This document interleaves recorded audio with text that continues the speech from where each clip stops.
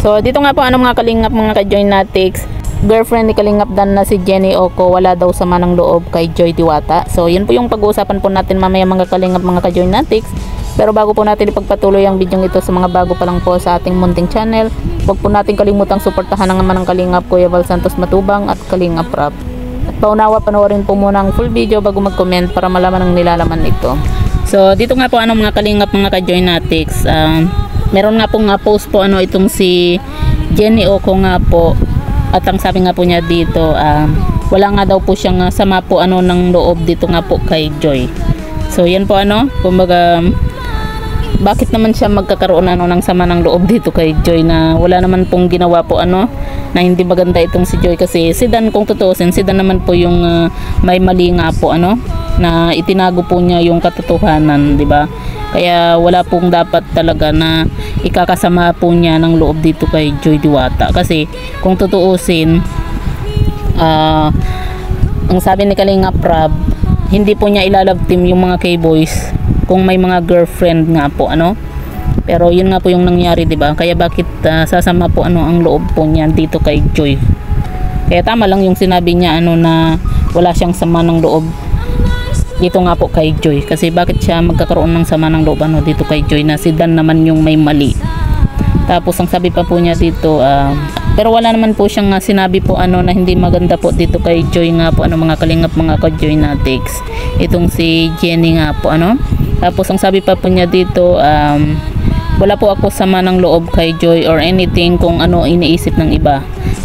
Mabait at masipag si Joy. Bilib ako sa pagpupursige niya sa pag-aaral niya. Bilib ako sa kakayahan niya para sa pangarap niya at sa pamilya niya, especially to her mom, na as a single mother also.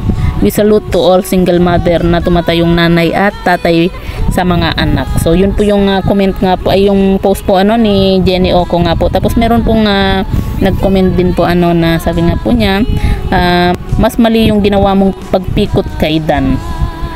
Alam mo, my girlfriend. Then sinagot naman po ni Ma'am Jenny Oco nga po yung comment na yon. Sabi niya, hala, wrong information ka po. Masama mang pikot ng tao. Bakit mapipikot po siya? Ako real girlfriend niya, hehe. And love team is a love team. Keep safe, kaya mo yan, laban lang tayo.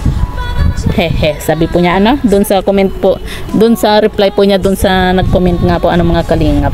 Kumbaga dapat dito po mga kalingap, mga ka-Joynatics, sana kumbaga wag na rin po siyang magpo-post po ng mga ganito nga po. Kahit nasabihin po natin na sinabi niya dito na bilib siya dito kay Joy, kumbaga pinuri naman po niya na mabait, masipag itong si Joy. Pero sana wag na po siyang magpo-post po kasi diba sabi nga ni Kalingap Dan na gusto niyang maging kumbaga privacy na lang po yung itong si Jenny Oco nga po. Kasi syempre hindi maiiwasan na merong nang babash din po sa kanya, diba, dahil nga po sa nangyari.